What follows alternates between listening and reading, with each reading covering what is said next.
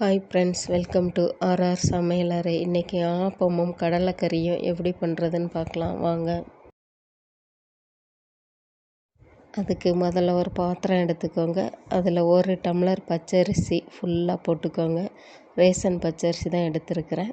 இதை ஒரு 3 time wash பண்ணி எடுத்துக்கோங்க.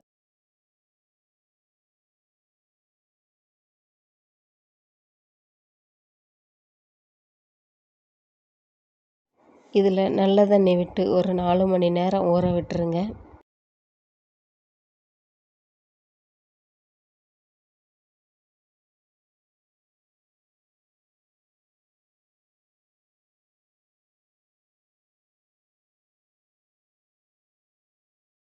அரிசி ஊறினது மிக்ஸி ஜாரில் போட்டுட்டு அது கூட துருவின 1 கப் தேங்காய் சேர்த்துக்கோங்க. அடுத்ததாக 1 கப் சாதம் போட்டுட்டு 1 கப் தண்ணி விட்டுக்கோங்க. தண்ணி தேவைக்கேற்ப ஊற்றி அரைச்சிக்கலாம்.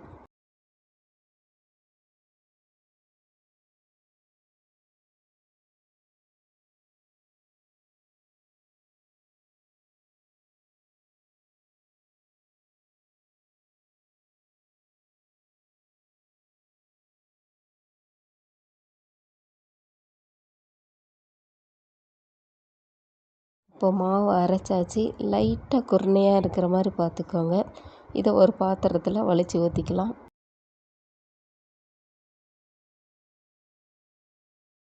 அடுத்ததாக தேவையான அளவு உப்பு, 1 டீஸ்பூன் சர்க்கரை சேர்த்து கையால் நல்லா மாவை பிசைஞ்சு விட்டுக்கோங்க. பிசைஞ்சு விட்டுட்டு ஒரு மூடி போட்டு ஓவர் நைட் புளிக்க விட்டுருங்க. அடுத்து கடலைக்கறி செய்கிறதுக்கு கடலையை ஊற வச்சுக்கலாம். அதுக்கு ஒரு பாத்திரம் எடுத்துக்கோங்க. கருப்பு கொண்டக்கடலையை 1 டம்ளர் போட்டு நல்லா 3 டைம் வாஷ் பண்ணி எடுத்துக்கோங்க.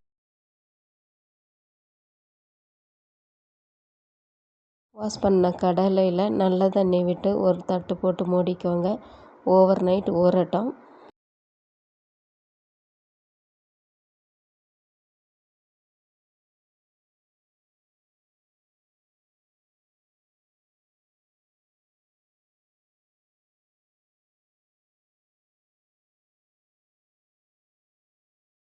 அடுத்து ஸ்டவ் ஆன் பண்ணி ஒரு ஃபேன் வச்சுக்கோங்க. அதில் 2 டீஸ்பூன் தேங்காய் எண்ணெய் விட்டுக்கோங்க. இதில் 1 டீஸ்பூன் சீரகம் போடுங்க. சீரகம் நல்லா பொரியட்டும், கிளறி விட்டுக்கோங்க. இது கூட துருவின 1 கப் தேங்காய் சேர்த்து வதக்கி விடுங்க.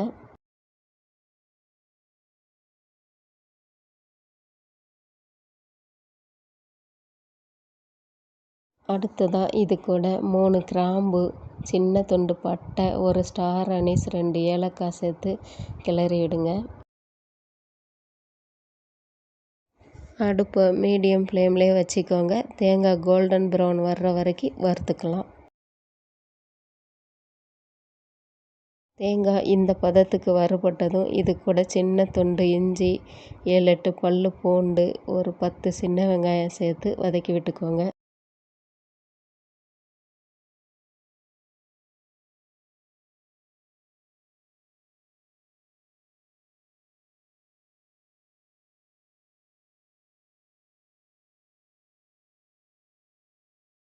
இப்போ பாருங்கள், தேங்காய் நல்லா டார்க் கோல்டன் ப்ரௌன் வந்துருச்சு.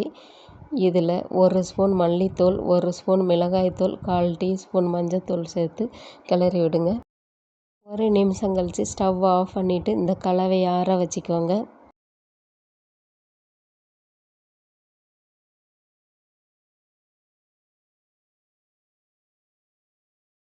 ஆறின இந்த தேங்காய் கலவையை மிக்ஸி ஜாரில் போட்டு நல்லா நைஸாக பேஸ்ட்டாக அரைச்சி எடுத்துக்கோங்க.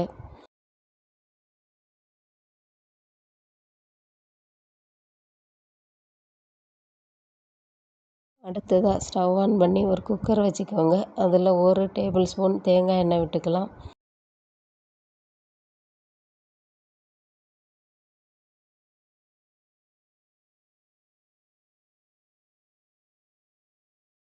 எண்ணெய் சூடானதும் 1/2 டீஸ்பூன் சீரகம் போட்டுக்கோங்க.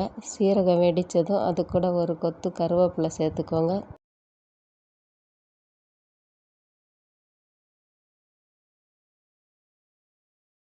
இது கூட நீல வாக்கில் கட் பண்ண ஒரு பெரிய வெங்காயம் சேர்த்துட்டு 2 பச்சை மிளகாய் ஒடிச்சு போட்டு வதக்கி விடுங்க.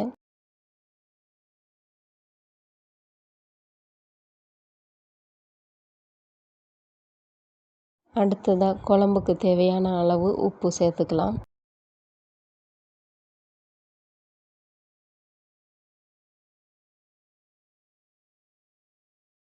இது கூட கட் பண்ணி வச்சுருக்கிற 2 தக்காளியை சேர்த்து வதக்கி விட்டுக்கோங்க.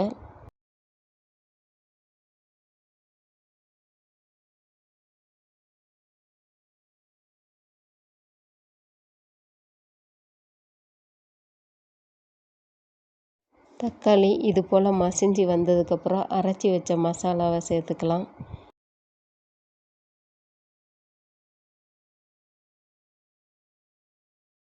மசாலாவை 2 நிமிஷம் கைவிடாமல் கிளறி விட்டுட்டே இருங்க.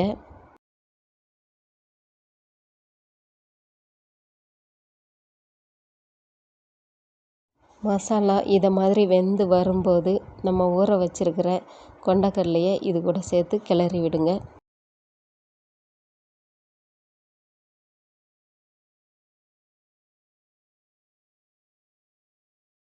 இப்போது மிக்ஸி ஜார் கழுகுன தண்ணியை இதில் விட்டுக்கோங்க. கிளறி பாருங்கள். தண்ணி தேவைப்பட்டுச்சுன்னா எக்ஸ்ட்ரா ஊற்றிட்டு குக்கர் மூடி போட்டு 8 விசில் வர்ற வரைக்கும் விட்டுருங்க.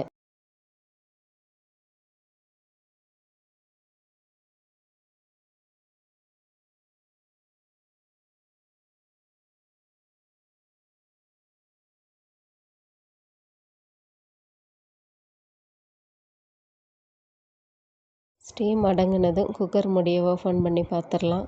இப்போ பாருங்கள், தலை தலைன்னு எண்ணெய் மேலாப்பில் தழும்பி நிற்கிது. கலக்கி விட்டுக்கோங்க. இப்போ பாருங்கள், கொண்டக்கடலை நல்ல பூ மாதிரி வெந்திருக்கு. இதில் கொஞ்சமாக கொத்தமல்லி இலையை தூவி 2 நிமிஷம் சிம்மில் போட்டு இறக்கிக்கலாம். அடுத்ததாக ஆப்ப மாவை பாருங்கள், இப்படி புசு புசுன்னு பொங்கி வந்திருக்கணும்.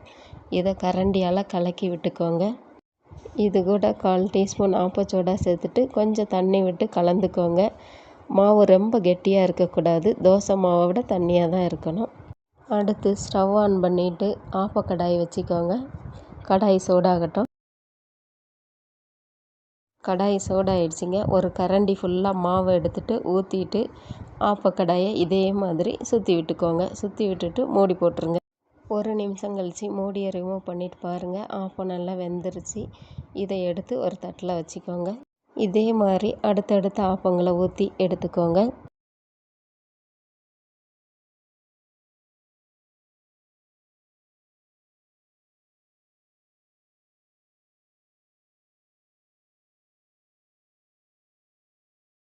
இப்போ பஞ்சு போல் ஆப்பம் நமக்கு ரெடி ஆயிடுச்சிங்க. இது கூட கடலைக்கறியை ஊற்றி பரிமாறிக்கலாம். இந்த வீடியோ உங்களுக்கு பிடிச்சிருந்தால் லைக் பண்ணுங்கள், ஷேர் பண்ணுங்கள், கமெண்ட் பண்ணுங்கள், சப்ஸ்கிரைப் பண்ணுங்கள். தேங்க்யூ.